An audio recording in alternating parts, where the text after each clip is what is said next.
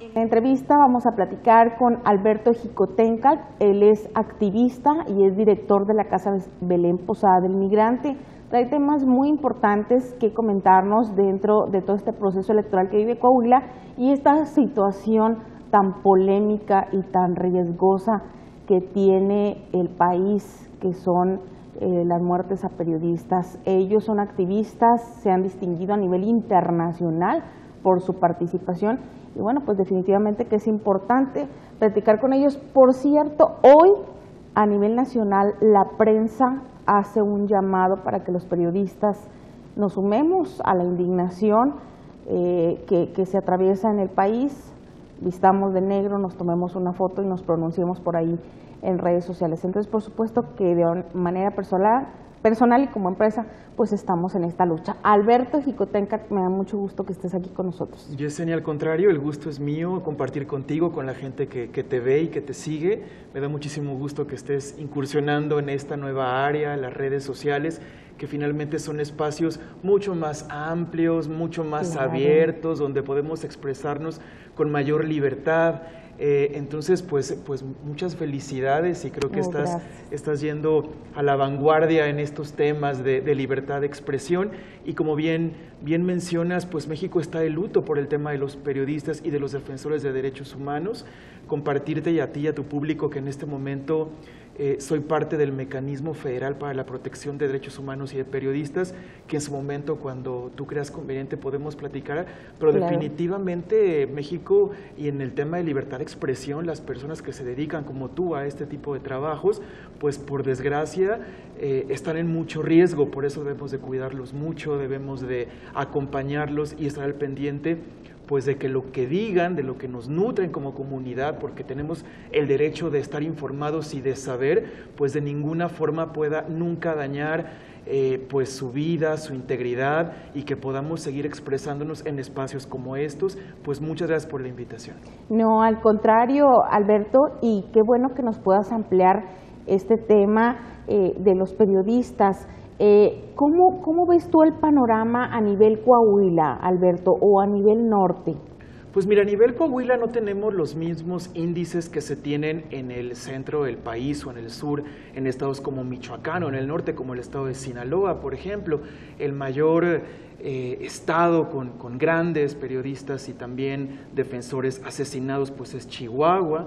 Sin embargo, que tengamos menos personas, no podemos cantar victoria, no podemos decir, bueno, estamos bien porque hay menos represión, porque hay menos personas agredidas. No, al contrario, tenemos que redoblar esfuerzos porque ninguna persona periodista pues sea de ninguna forma amedrentada o ningún defensor de derechos humanos. En el caso de Coahuila, pues hay defensores y también hay periodistas que están, por desgracia, en riesgo. Compartirte, y quiero hablar en el caso personal, no me gustaría decir cuáles son los periodistas que sabemos que están en riesgo porque ellos o ellas son los que deberían o tienen pues este derecho de compartir o no su riesgo, pero compartirte que en el caso de la Casa del Migrante de Saltillo, desde el 2009 somos defensores que estamos en riesgo, somos beneficiarios del mismo mecanismo del que somos parte, pero también somos beneficiarios de medidas cautelares de la Comisión Interamericana de Derechos Humanos, que es una instancia internacional que está velando por la seguridad y porque podamos seguir trabajando defendiendo los derechos humanos de las personas migrantes, pero también de las personas refugiadas. Por desgracia, el contexto del norte es muy delicado, sobre todo por la presencia de bandas delictivas que en ocasiones no les gusta que digamos ciertas cosas, que defendamos ciertos derechos, pues porque van mermando de alguna forma sus actividades. Por consecuencia, pues somos un estado que está viviendo en riesgo. Claro, en el caso del gremio periodístico, Alberto, hasta hace algunos años todavía el periodista en la comunidad era muy respetado, muy valorado, muy querido y hoy digo, no tanto que se hayan eliminado esos puntos, pero sí pasamos ya a restarle un tanto de importancia al periodista. y mucho porque el mismo periodismo se lo ha ganado, pero en otros de los aspectos es difícil o es feo cuando, por ejemplo, te toca cubrir un evento, una confrontación, una manifestación, un meeting, y estás y luego todavía la ciudadanía pues te ataca, te dice, te reprende. Entonces se pierde por ahí lo que es el valorar el trabajo periodístico. Ustedes como activistas, defensores de derechos humanos, de periodistas, ¿han pensado en implementar alguna campaña o sensibilizar un poco sobre el ejercicio periodístico? Pues mira, lo que nos compartes es muy cierto. Por desgracia, los grandes medios de comunicación han cooptado a partir de la publicidad, pues de la publicidad oficial sobre todo, pues han cooptado este recurso, y al final el recurso se traduce en que pueda haber línea en qué se puede decir, qué no se puede decir, y al final la comunidad nos damos cuenta de ese tipo de circunstancias y vamos perdiendo credibilidad en la labor periodística.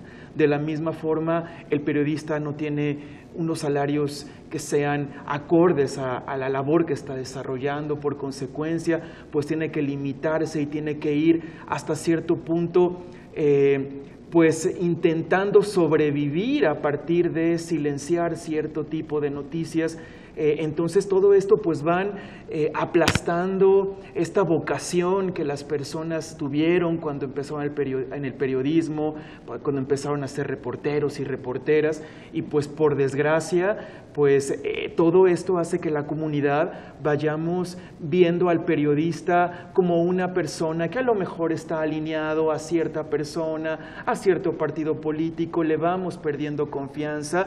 Sin embargo, como sociedad civil hemos intentado que las autoridades reconozcan y hagan campañas para que la comunidad también pueda entender la importancia de la labor periodística, pero no únicamente tiene que ver con que la comunidad las asuma a ustedes como periodistas con la complejidad que tiene la labor. Es importante que el Estado lo demuestre a partir de transparentar el uso de propaganda o de anuncios publicitarios oficiales, que no únicamente se le den a unos medios, sino que sea transparente, claro, que se difunda, que todos los medios puedan concursar, independientemente de la línea o de la posición o pensamiento que cada persona pueda tener. Al final, pues todos somos seres políticos, todos podemos ser de derecha, de centro, de izquierda, y al final ahí está la riqueza, en que el Estado tenga la posibilidad de que, independientemente de la postura política que algún periodista pueda tener o que no pueda tener,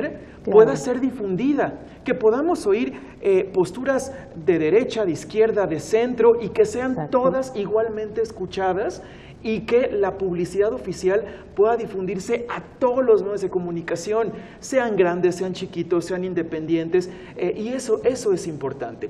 Afortunadamente, la Comisión Nacional de Derechos Humanos hizo hace aproximadamente 3 meses una solicitud directa al secretario de Gobernación, a Osorio Chong, y el secretario se comprometió a invertir un recurso oficial para poder difundir la importancia que tiene la labor de los periodistas y las periodistas, y la labor que tiene también la defensa de los derechos humanos. Entonces, estamos a la espera. Ojalá que esa espera no sea eterna y se convierta en un nunca, sino que sea una espera que se transforme en efectivamente una campaña que nos permita como comunidad entender la labor que están haciendo los periodistas, pero que también hacia el interior del Estado, el Estado entienda que la riqueza está en la pluralidad y que construimos un país democrático siempre que el mismo Estado promueva la libertad de expresión.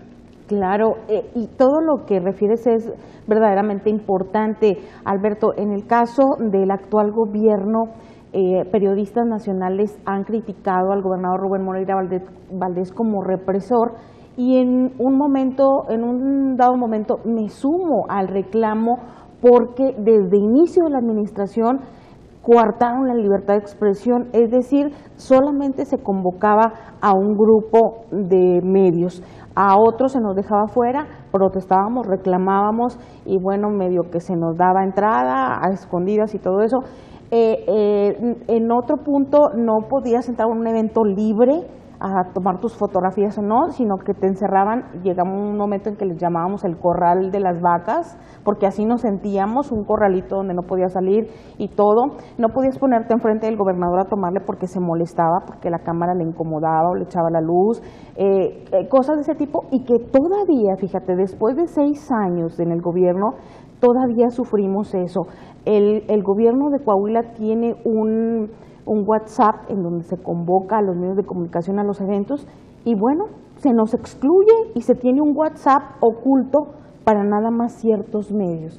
Entonces, sufrimos de todo eso. Este reclamo que dices que se hace a Osorio Chong, pudiera de alguna manera aterrizar en Coahuila, o cómo ustedes como activistas pudieran colaborar de esa manera. Pues mira, es importante el que se conozcan este tipo de circunstancias que ustedes viven en el día a día.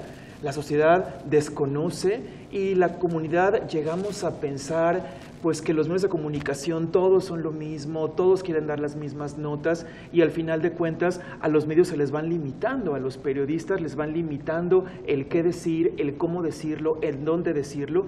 Primeramente es muy importante que esto se conozca, que la comunidad conozca cuál es la realidad que vive un periodista, cuánto le pagan una nota a un periodista, cuántas notas tiene que hacer a un día para poder sobrevivir, para poder pagar su día a día y todos los gastos que tiene con su familia, que es realmente mínimo.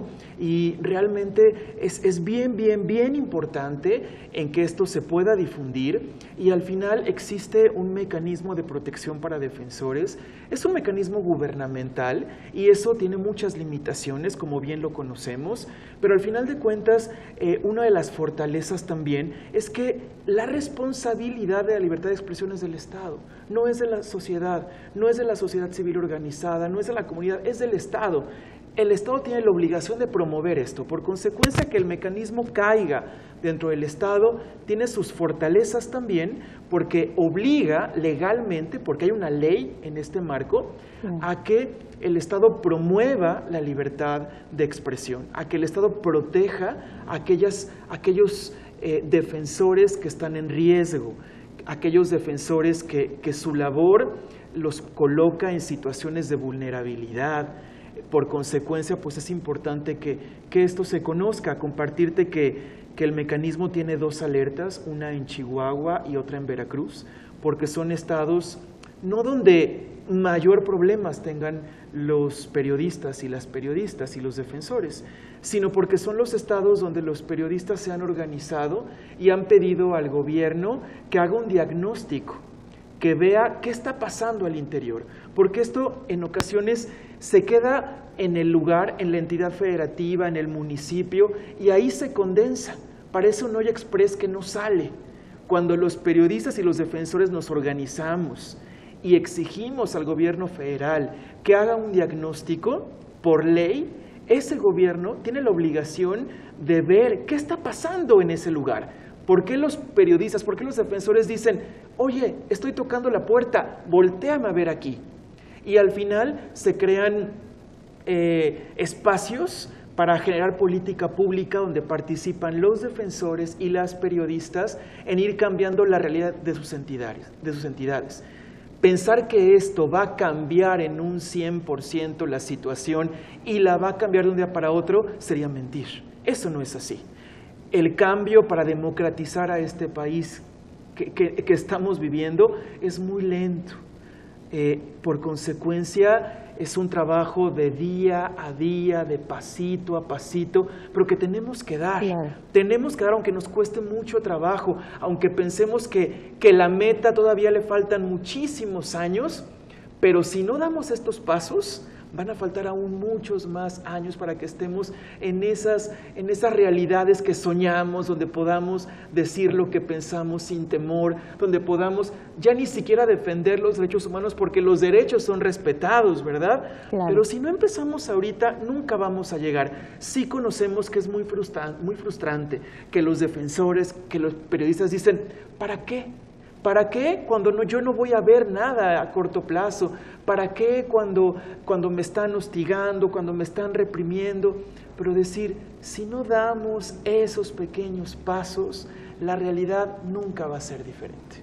Claro, y es que parece que conocieras ampliamente, digo, bueno, definitivamente que lo conoces ampliamente, pero en el caso del sentir de los reporteros de Coahuila, digo yo, es todo lo que tú manifiestas, Alberto. En un primer punto, eso coincido totalmente con lo de la nota. No, ¿para qué hago la nota si no me la van a publicar? Entonces, después me tocó escuchar una conferencia de un periodista nacional que vino aquí a Saltillo y habló muy bien y decía, el mensaje que me quedó de todas las 2 horas de conferencia que dio ese periodista fue, tú haz la nota, siempre tienes que hacer la nota, aunque no te la publiquen, tú haz la nota. Entonces, digo, de alguna manera somos víctimas porque los periodistas son muy mal pagados, somos muy mal pagados, muy trabajados, muy trabajados, y pues en este caso obedece. No vas a cubrir este evento, no vamos a hacer otro. Entonces, hablo afortunadamente de mis anteriores trabajos. Actualmente yo me siento muy agradecida con esta empresa por el apoyo que me da la cabida y totalmente la apertura, ¿verdad? Que es lo que un periodista busca. Entonces, otro de los puntos son las empresas. Hace unos meses me quedé sin trabajo y dije, voy a buscar empleo. Le tiras a ganar bien tomando en cuenta la experiencia que tienes, que no es mucha, nunca se termina de aprender, pero pues aspiras a algo mejor. ¿Y qué te topas? Con uno de los mejores medios, digo, o medios más fuertes en Coahuila, y no te da seguro social, y no te dan suficientes prestaciones de ley, y te maneja por categoría, y resulta que tú con 17 años de experiencia eres la categoría más baja, y tú dices, ¿pero cómo? Entonces, ¿a dónde me voy? Vas a buscar a una radiodifusora, no tiene seguro social, que es lo básico. Entonces, todo eso corrompe al periodista de alguna u otra manera, y en el caso, pues, todo esto de buscar una apertura, del compromiso de nosotros como periodistas, no hay compañerismo, no nos queremos entre nosotros. No, fulanita es esto, fulanito no me cae, entonces no terminamos de agruparnos y decir, vamos en un frente. Todos estos son deficientes para el ejercicio periodístico. Sí, en definitiva sí, compartirte y recordar que hay periodistas que inclusive se mueven en sus propios medios, con sus propios medios, que ellos tienen que pagar el taxi, tienen que pagar el transporte público, que no cuentan seguridad. Hemos tenido casos en el mecanismo donde el periodista le ha dado una muy buena nota al medio de comunicación, una nota que le ha dado renombre, pero que al final ha puesto al periodista en riesgo y el medio de comunicación no lo apoya o no la apoya, no la respalda. Por consecuencia, todo esto pues va debilitando este ánimo de la persona de querer investigar, de hacer periodismo de investigación, de hacer la pregunta directa a la persona para poder generar mayor tipo de conocimiento sobre un tema crucial o coyuntural para la vida de ese estado en todos los temas, salud, de seguridad. Y al final de cuentas, cuando se van tocando estos temas y el periodista y la periodista no tiene estas garantías, ¿qué es lo que hace? Pues se va reprimiendo y se va autocensurando. Y es muy entendible. ¿Qué persona quiere ponerse en riesgo si no cuenta con un respaldo? Si no cuenta con el apoyo de tu empresa o ni siquiera con el apoyo de tus propios colegas, que al final de cuentas esta política de medios lo que va haciendo es ir separando al gremio periodístico. Tendemos también a pensar, es que los periodistas no se unen. No, es que esta política de manejo de medios justamente hace eso. Es justamente esta política la que empuja a que el gremio periodístico se divida, a a que no se una, y como dice este triste dicho, divide y vencerás, porque al final no contamos con un gremio fuerte que impulse, que diga y que exija, sino que divididos, pues al final tenemos un gremio que es lo que algunas instancias necesitan, que es medios pues con los cuales se puede difundir solamente la nota que se quiere difundir, que no precisamente es siempre la nota más necesaria. O más, o la manipulada, ¿verdad? Que muchas de las veces se manipula por el mismo medio informativo. Alberto, en Coahuila, ¿cuántos reportes tienen ustedes de periodistas amenazados o cuántos han pedido protección? Pues mira, el mecanismo tiene más de 10 periodistas que están siendo protegidos. ¿De todo el periodistas, estado? Sí, de todo el estado. Periodistas y defensores de derechos humanos, son más de 10 casos. Sin embargo, cada caso, por ejemplo, tiene, cuando hablamos de un medio de comunicación, pues cada medio tiene más de una persona que es beneficiaria. Compartirte, mira, por ejemplo, en Casa del Migrante de Saltillo somos aproximadamente 18 personas trabajando de tiempo completo ahí, y al final somos una institución beneficiaria del mecanismo, pero dentro somos 18 personas. Por consecuencia, pues hablamos de más de 10 casos donde son medios o personas que están siendo pues beneficiarias. Sabemos que el mecanismo tiene muchas limitaciones, pero afortunadamente el mecanismo cuenta con la participación de sociedad civil. Compartirte que la Casa del Migrante de Saltillo fuimos una parte de un grupo de organizaciones que empujamos que se hiciera esta ley, porque nos dimos cuenta que era necesaria, era urgente, y entonces empujamos en el Senado para que la ley se hiciera, y dijimos, si dejamos que la ley solamente camine por el propio Estado, va a ser letra muerta. Y lo que colocamos en la ley es que la sociedad civil teníamos forzosamente que estar dentro del mecanismo, no como gobierno, sino como sociedad civil, observando cómo este mecanismo va caminando. Como te decía, y por desgracia, pensamos muy ingenuamente, y quiero compartirlo contigo y con el público, claro. Pensamos muy ingenuamente que estando la sociedad civil adentro, el mecanismo iba a caminar como relojito suizo, ¿no? Perfecto. Pero por desgracia, al estar dentro, nos dimos cuenta que el mecanismo, al estar formada por las propias instancias del Estado que ya fallaron, como la Policía Federal, como la PGR, como Gobernación, al final de cuentas, el mecanismo, y no puede estar formado por otras instancias. ¿A quién más metes? ¿A quién más? Porque al final de cuentas, de estas instancias es la obligación de nuestra seguridad, de Gobernación, de la Policía Federal, de todas estas instancias, de ellos es la obligación. Claro. Por consecuencia, a ellos y a ellas hay que, o hablando de ellos como instancias, o ellas, como la queramos llamar, tenemos que sentarlas nuevamente. Y aunque estas instancias están acompañadas por la sociedad civil, son instancias que ya fallaron y que no van a caminar solamente porque les digamos que caminen. Pero sin la observancia de la sociedad civil, el mecanismo tendría aún mucho más fallas. Compartirte que en este momento son casi 600 entre instituciones y personas beneficiarias, que hasta el momento las personas que son parte del mecanismo, afortunadamente ninguna ha perdido la vida. No por eso el mecanismo es un éxito, porque siguen matando defensores, porque siguen matando periodistas. Pero al menos las personas del mecanismo no han perdido la vida, pero el mecanismo aún le falta no únicamente proteger a los que están dentro, al mecanismo y al Estado, a los 3 órdenes de gobierno, les falta también proteger a todos los demás. No necesitamos tener que tocar la puerta para que nuestra vida esté resguardada. Claro. Cualquier persona, cualquier defensor deberíamos poder expresarnos sin tener que tocar la puerta y decir al mecanismo, protégeme. Pero, por desgracia, en el país en el que vivimos, pues pareciera que ahora sí tenemos que tocar esa puerta. Entonces, hay una invitación aquí pública para que cualquier periodista, cualquier defensor que se sepa en riesgo, toque esa puerta, y el mecanismo tiene la obligación de proteger.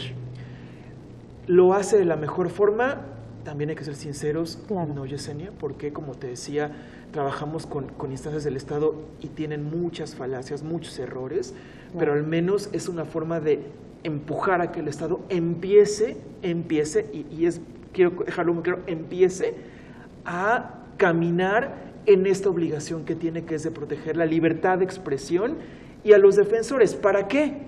Para que podamos como sociedad estar informados, saber lo que está pasando en nuestra entidad, tomar decisiones. Ahora que vienen épocas electorales, si no sabemos, Claro. si no conocemos, ¿cómo vamos a elegir? Si no Exacto. sabemos qué está pasando, ¿cómo vamos a exigir? Llegamos a pensar que solamente cuando votamos estamos viviendo en un país democrático, y compartir de que por desgracia no es así. La democracia empieza en el voto, empieza, pero la democracia se vive en el día a día, cuando la comunidad participa en las decisiones que van tomando nuestros empleados. ¿Quiénes son nuestros empleados? Los servidores públicos. ¿Por qué? Porque hasta cuando compramos un refresco, por un refresco, Yesenia, estamos pagando IVA. Y ese IVA se va para pagar, dentro de muchas cosas, también para pagar los salarios de nuestros empleados, que son los servidores públicos, que tienen la obligación de escucharnos. Y nosotros, cuando vivamos en una verdadera democracia, ellos van a generar las plataformas para que seamos escuchados. Pero en este momento, sin tu trabajo, sin ese trabajo que hacen también tus colegas, Claro. donde nos van a informar, no tenemos la posibilidad de exigir. Y por eso es tan importante la labor periodística. Definitivamente, y que ya pronto se aproxima el Día de la Libertad de Prensa, y que los gobiernos, hablo del estatal, del municipal, en cada municipio hay alguna celebración. Digo, ya ahorita en estos tiempos, viendo las muertes de nuestros compañeros, indignándonos ante los funcionarios que suelen ser prepotentes, que dan un golpe a nuestras cámaras, que simplemente nos humillan con sus acciones, contestan mal, todo este tipo de cosas. Ante todo esto, no necesitamos que nos rifen televisiones, ni que nos hagan un desayuno en el salón más nice de Saltillo. Lo que necesitamos, que bueno, ahí también me quiero comentar que en alguna celebración que me tocó asistir, porque de alguna manera es una motivación, es una motivación que digan, ay, mira, se va a festejar a los periodistas. Pues claro, sientes que es un reconocimiento, pero no cuando se hace de diferente manera. Digo, a los que preparan la fiesta se les sirve un menú, y a los reporteros se nos sirve otro mucho más sencillo, ¿verdad? Que consta, pues al fin es comida, ¿verdad? Y afortunadamente se agradece, pero pues es muy diferente el platillo del periodista al del funcionario. Entonces, desde ahí parte la distinción, y no necesitamos que el señor gobernador del estado, Rubén Moreira Valdés, nos haga una fiesta y nos traiga la Sonora Dinamita para bailar, o nos rife una televisión. Necesitamos que sea humilde de corazón, que nos responda a las preguntas, que deje que el reportero se exprese, y que no cierre los ojos ante lo que vemos como sociedad. En una ocasión cuestionaba yo al gobernador a principios de la administración sobre los funcionarios de su gabinete, que no querían contestarnos preguntas, que no querían hablar. Y me dijo, pues es que cada quien tiene su manera. Dijo, pues mándele las preguntas por escritas y que se las responda pues a través de una hoja, ¿verdad?, escritas. Entonces, esa no es una contestación de un funcionario que está abierto a su comunidad, y menos de un gobernante. Y todo ese tipo de cosas que también en el tema del suicidio, Alberto, perdóname que me explaye un poco, en el tema del suicidio, por ahí un compañero le pregunta al gobernador que se suicidó una jovencita, una niña en el municipio de Musquis, y que qué plan emergente tenía el gobierno del estado para hacer para enfrentar esta problemática. Y de manera inmediata el gobernador dice, no se suicidó, es un accidente. Entonces, y ya no quiere hablar, y ya no le preguntes porque ya no quiere hablar del tema. Entonces, partiendo de ese punto, ya te está cerrando a ver la realidad. A lo mejor sí fue un accidente, a lo mejor, ¿verdad? Que la niña agarrara la pistola y se la pusiera en la sien y se disparara, a lo mejor pudo haber sido un accidente, pero no es la respuesta, es vamos a investigar, vamos a proceder. Entonces, lamentablemente tenemos una autoridad que así gobierna y que tenemos que tolerar mucho, en este caso los periodistas. Entonces, vivimos en un país donde los derechos de los periodistas son violentados, donde vivimos luto y estamos pues muy conmovidos definitivamente, y esperamos que no se nos hagan fiestas hipócritas, ¿verdad?, este próximo día de la libertad de prensa. Y pues qué importante, Alberto, que te podamos tener, que nos haga reflexionar sobre cada uno de estos puntos, y que también llevamos mucha culpa como periodistas, que tenemos que ejercer nuestra profesión de manera correcta y pues dirigirnos por el mejor camino. Entonces, definitivamente nos retroalimentas con todo este tipo de información. No, pues de verdad es que lo que dices es muy cierto, es alarmante también, ¿no?, lo que nos compartes a mí y al público que nos está viendo en cuanto a cómo vive el día a día un periodista, ¿no?, cómo un festejo, además de pensar que podría ser un momento de reconocimiento, también puede llegar a ser un espacio pues también de no valorar el trabajo cuando se hacen diferencias, cuando parecería que un funcionario, una funcionaria vale más que un periodista. Al final de cuentas, pues todos somos parte de la comunidad, como te compartía, nosotros, la comunidad votó por estas personas, la propia comunidad, ellos se deberían a la comunidad, ellos se deberían también a abrir, a ser transparentes para que la comunidad conozca. Al final, países como los nuestros están llenos de problemas. No podemos pensar que negándolos, los problemas van a desaparecer. La comunidad vivimos en el día a día, vamos a los hospitales, nos damos cuenta de la gran cantidad de personas que existen, abrimos los medios de comunicación, compartimos con los vecinos. En el día a día, de alguna forma, conocemos lo que está pasando. Y es importante que las autoridades también reconozcan que su obligación es transparentar este tipo de circunstancias y reconocerlas. Hasta que no se reconocen, las cosas no son superadas. Por eso, afortunadamente, hay periodistas como tú que, aunque reciben malas caras, aunque reciben un silencio como respuesta, siguen insistiendo. Eso es muy importante. Eso es muy importante porque da esperanzas, Yesenia, da esperanzas de que la pregunta no se va a perder, de que a lo mejor el funcionario no me va a contestar o no les va a contestar, pero al final es muy importante que la comunidad sepa qué es lo que no se quiere contestar, porque el silencio habla, porque el silencio dice muchas cosas de lo que realmente está pasando. Entonces, pues qué bueno que se hacen estas preguntas y ojalá que se sigan haciendo, y a mí como parte de la comunidad te agradezco y me da mucha luz de lo que está sucediendo gracias a periodistas como tú que están haciendo esa pregunta que definitivamente es incómoda, pero que es muy necesaria. Sí, claro, definitivamente que tiene uno que...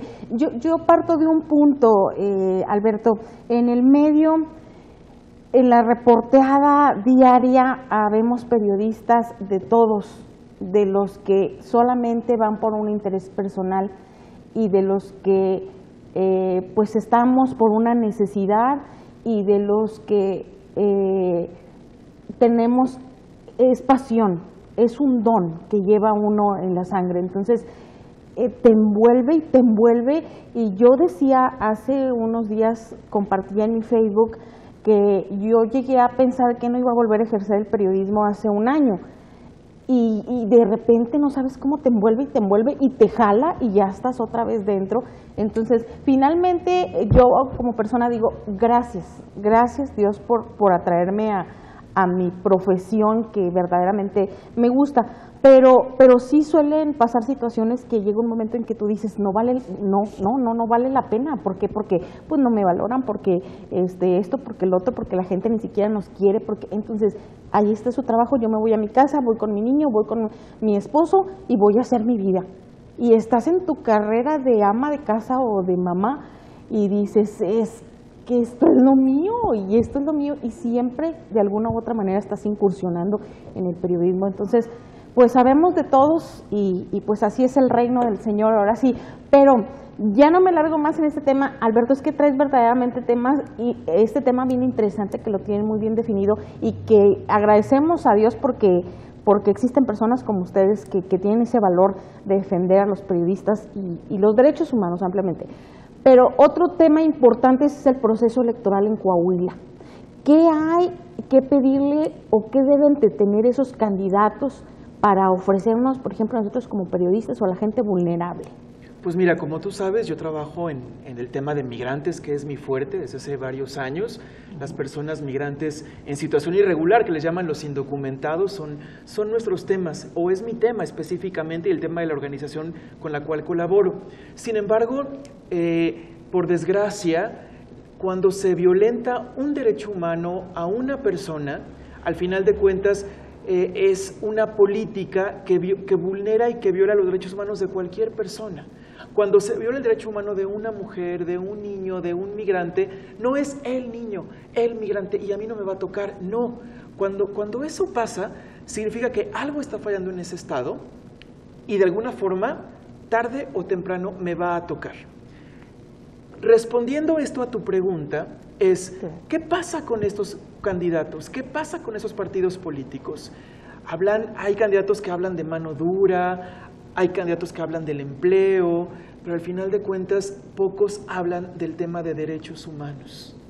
Y eso es bien importante, porque al final de cuentas no hay Estado, y de repente llegamos a pensar que los derechos humanos son para los delincuentes. Eso nos han vendido mucho. Así como hay una política de separar al gremio periodístico, también hay una política de que a la comunidad nos dicen que no son los derechos humanos, y nos engañan y nos hacen creer que los derechos humanos son para los delincuentes, y no es cierto, Yesenia.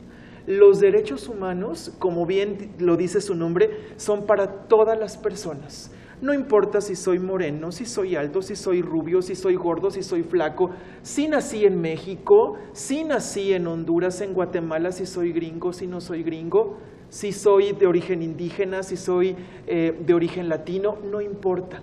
Los derechos humanos son para todos y para todas. Y un Estado que se diga democrático, si no respeta los derechos humanos, no es democrático. Cuando escuchamos las propuestas de campaña, tanto de gobernadores como de presidentes municipales, el tema de derechos humanos parecería inexistente. Y los derechos humanos tocan todo, porque si un Estado respeta los derechos humanos, respeta el acceso a la salud, el acceso a la educación, el acceso a la información, el derecho a una vida digna, el derecho a la vida.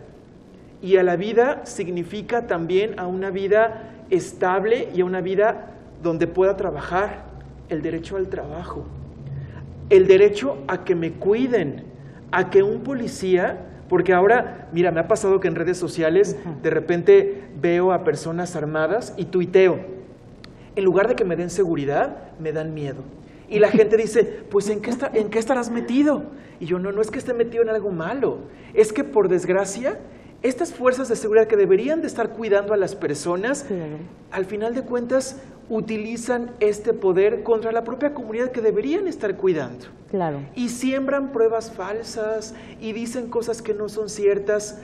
Un Estado que respeta los derechos humanos cuida no únicamente a las personas que no hacemos ningún mal, también, y esto es bien importante, cuida hasta a las personas que hacen o que cometen acciones contra la comunidad, porque un Estado tiene que ser Estado, no puede ser delincuente con los buenos o bueno con los buenos y delincuente con los malos. Claro. Un Estado tiene que respetarnos a todos por igual, y en ese respetarnos a todos por igual entra inclusive la sanción cuando una persona comete un acto delictivo.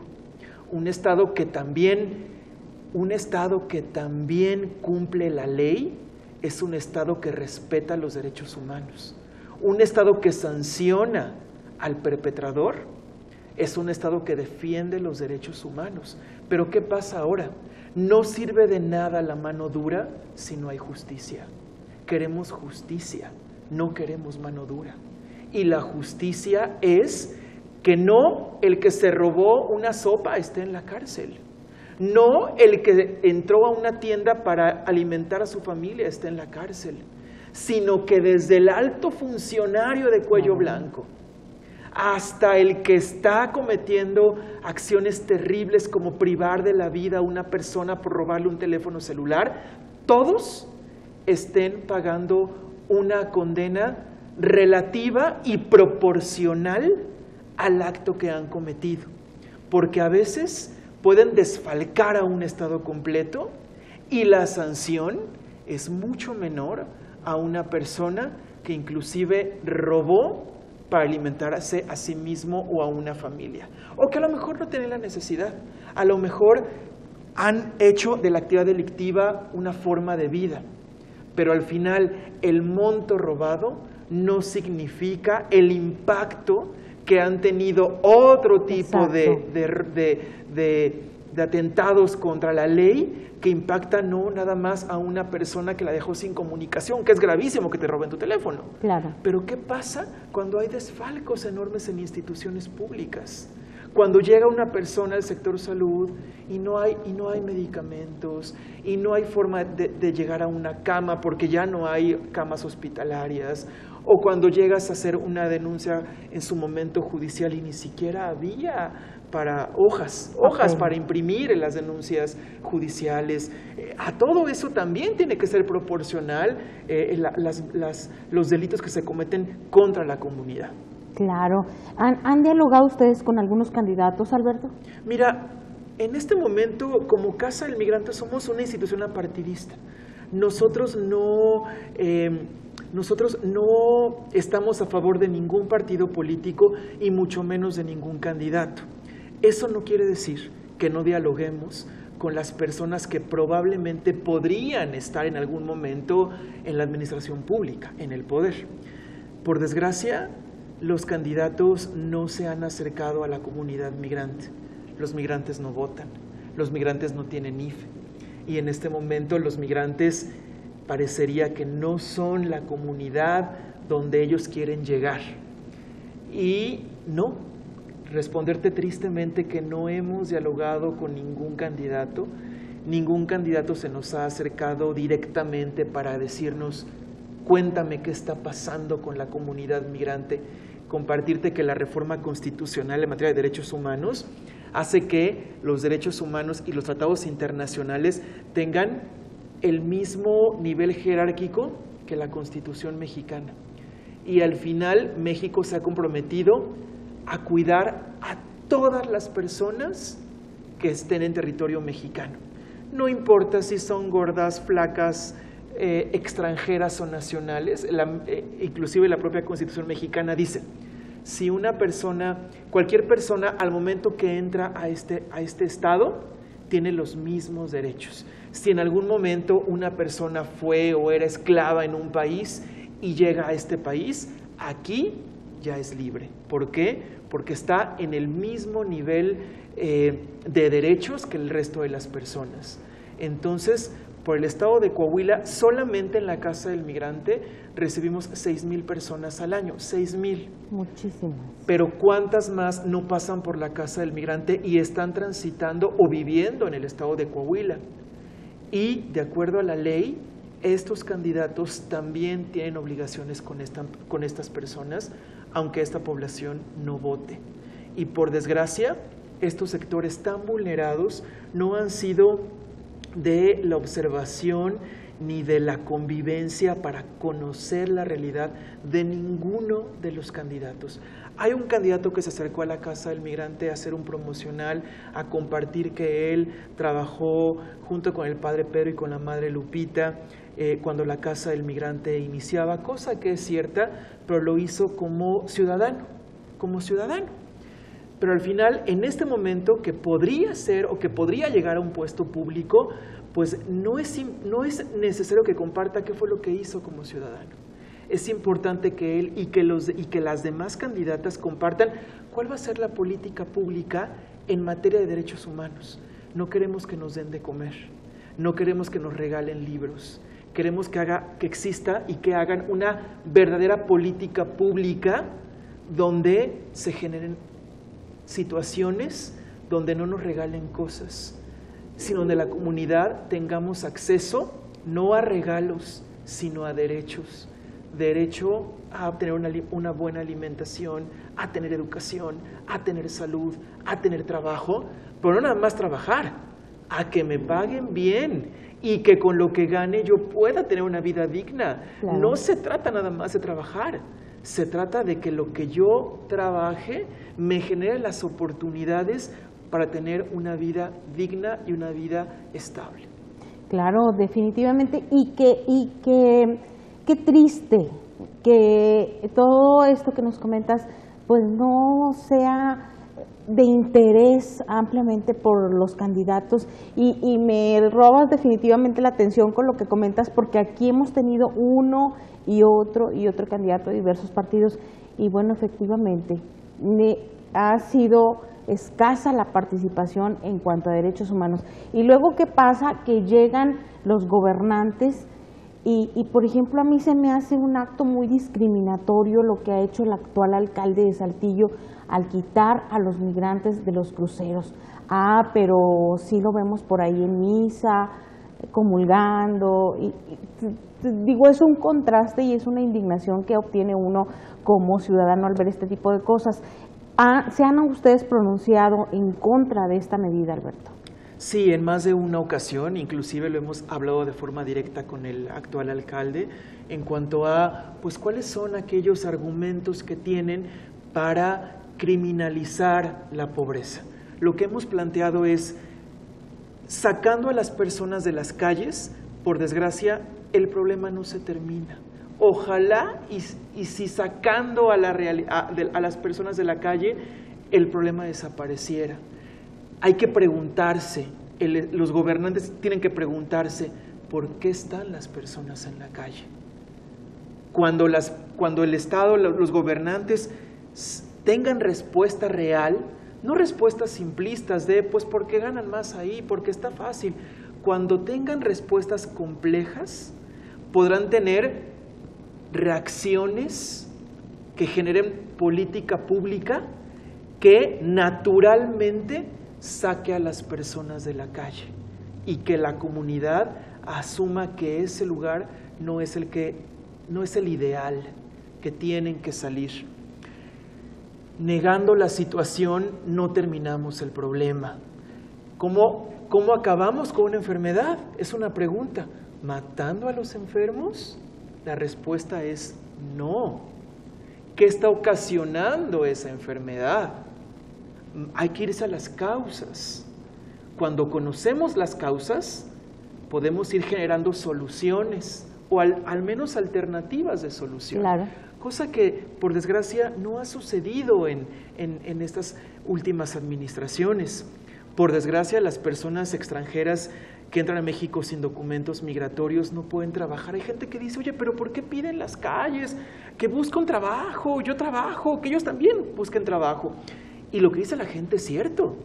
Claro, cuando vamos transitando por las avenidas, cuando vamos caminando y la gente nos pide dinero, estamos comiendo en un puestito y llega gente y nos dice, oiga, regáleme, llega un momento en que llega a ser molesto. Claro. ¿Sabes por qué es molesto, Yesenia?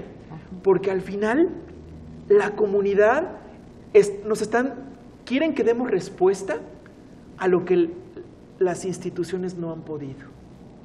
Me explico, es decir, claro que uno está en esos lugares, llegan estas personas y hay un choque, Hay un choque que no debería existir si las instituciones hubieran dado respuesta. Pero cuando estas personas se dan cuenta que no hay respuesta, ¿qué les toca? Les toca tocar nuestras puertas. Claro. Les toca tocar nuestro sentimiento de solidaridad. Y llega un momento en que llega a ser molesto porque no es una o dos personas, son cientos de personas que nos encontramos en los últimos meses y por supuesto que llega a ser molesto. Pero al final, esta molestia tiene que ver porque el Estado no respondió, porque el Estado permitió que estas personas tuvieran la necesidad de estar molestando nuestra cotidianidad e interpelando la realidad, de decir, existo, no tuve las mismas oportunidades que tú tuviste y en este momento me veo en la necesidad de estar en las calles. Hay gente que llega a pensar, pues sí, pero velos, parecería que hay muchos dichos de, gana hasta más que yo, ¿no? Y al final decimos, bueno, pues si gana hasta más que tú, ¿por qué no te vas a la calle? ¿Por qué no te vas a la calle y empiezas a torear a los coches? Estás 8, 10, 12 horas a la intemperie, a más de ocasiones a más de 40 grados centígrados, a merced de que la gente te humille, te diga cosas terribles, te aviente el automóvil, te aviente los parabrisas, sea indiferente, ni siquiera te voltea a ver, ni siquiera parezca que existas, porque creo que un semáforo en ocasiones es mucho más visto que una persona que está en las calles. No creo que sea una acción que a la gente le guste, que la gente haga con gozo, que la gente haga con disfrute. Al final es cierto, se llevan cierta cantidad económica, que a lo mejor no es pequeña, pero al final no es una actividad que sea de gozo, no es una actividad que enriquezca al ser humano y que lo fortalezca como persona. No es así. Claro, y que definitivamente que el sector migrante pues es vulnerable y es muy importante. Escuchaba yo a un empresario amigo en alguna ocasión que me decía que para tranquilizarse o despejarse un poco se iba a la casa del migrante y yo dije, pero ¿por qué, verdad? Y dice, cuando tengo un día muy difícil y problemas muy fuertes en mi casa, dice, voy a la casa del migrante, les llevo cacahuates o pepitas o algo así para botanear, dice, y nos sentamos, me siento con los muchachos, dice, empezamos a jugar dominó, empiezan a contarme su vida, escucho uno, otro, dice, y cuando salgo de la casa del migrante, dice, salgo sintiéndome querido, beneficiado, agraciado, dice, porque la vida de ellos es verdaderamente cruel. Entonces, ¿cómo podemos ser malos con esas personas que vienen por el mundo y que son gente tan sufrida y todo eso? Y me causó mucha reflexión lo que me comentó, y sí es cierto. Ahora, otro de los puntos que ustedes como Casa del Migrante tienen, Alberto, si vamos, los que conocemos la Casa del Migrante sabemos que tienen muchísimas carencias, muchísimas, desde el agua, por ejemplo, o por ejemplo las instalaciones, pudieran tener instalaciones más dignas, definitivamente. El gobierno del estado tiene un programa en beneficio de asociaciones civiles, algunas, entre paréntesis, a cambio de votos, ¿verdad?, les financia para que vayan avanzando estas instituciones, a otras pues definitivamente que las apoya de manera normal, pero ustedes no los apoyan. No, de ninguna manera. Por desgracia nosotros no es que no queramos recibir apoyos oficiales, es que no nos lo dan. Y al final nosotros lo recibimos cuando, si es que nos lo dieran, lo recibiríamos, esa es la palabra adecuada, lo recibiríamos, porque al final todo esto es responsabilidad del Estado. El trabajo y la atención a adultos mayores, a niños en situaciones de vulnerabilidad, a personas con adicciones. Al final toda esta es responsabilidad del Estado. Y cuando el Estado falla es cuando la sociedad civil hemos intentado dar la cara. Y al final, asumiendo que también es o que es su responsabilidad, por supuesto que estaríamos abiertos a recibir apoyo, no para nosotros, apoyo para la situación que las personas están viviendo. Por desgracia, la Casa del Migrante no recibe ningún tipo de apoyo oficial, no recibe ningún tipo de apoyo económico. Afortunadamente ha habido brigadas de salud, brigadas médicas, tanto municipales como estatales, que eso van ayudando al tema de acceso a la salud de la población migrante, pero por desgracia ahí no terminan las necesidades. Atendiendo a 6,000 personas en el albergue, más otros cientos de personas que ya viven en Saltillo y que van a la Casa del Migrante para poder regularizar su estatus migratorio. La Casa del Migrante los acompaña porque también en algunos casos las personas tienen el derecho ya de regularizarse. Pues de todo esto no recibimos ningún tipo de apoyo, y al final de cuentas la Casa del Migrante por su naturaleza no cobra. Nosotros no cobramos un solo peso. Pueden preguntarle a las personas que hemos atendido, más de 6,000 al año. La Casa del Migrante por trabajo, por razón de ser, no cobramos por ninguna asesoría, no cobramos por ningún tipo de atención. Sin embargo, la propia comunidad ha sido solidaria, la propia comunidad migrante. Por ejemplo, cuando los familiares de las personas migrantes les mandan un poquito de recurso para que ellos puedan comer en lo que sigue del camino, la propia comunidad, compartirte que nos dice, oiga, a mí mi familia me mandó, por ejemplo, $30. Yo quiero dar 100 pesos para que ustedes compren las tortillas de hoy. Yo quiero darles 50, 20, 10 pesos para que hoy, si hace falta tomate, si hace falta sal, por favor, con esto, yo quiero aportar. Imagínate el valor de esas aportaciones, porque es gente que lo que tiene no le está sobrando, es algo que está necesitando. Sin embargo, dice, yo quiero aportar, porque cuando yo llegué, seguramente alguien detrás de mí, como yo, donó esos 10, 20 o 50 pesos para que yo comiera las tortillas que comí cuando llegué. Y entonces nos damos cuenta de que la propia comunidad se va haciendo solidaria, la propia comunidad migrante.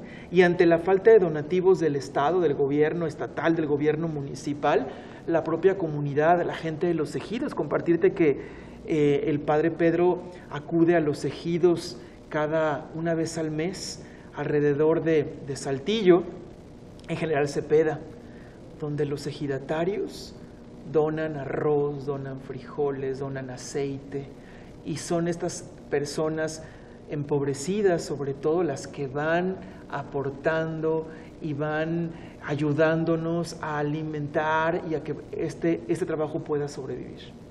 Pues qué bonita la labor definitivamente que hace la Casa del Migrante, y que el Padre Pedro Pantoja, un activista muy trabajador, muy entregado. Yo cuando llegué aquí a Saltillo y conocí al Padre Pedro Pantoja, me encantó definitivamente, Alberto, el amor que tiene hacia su sector, la entrega. Entonces esa gente definitivamente que se valora.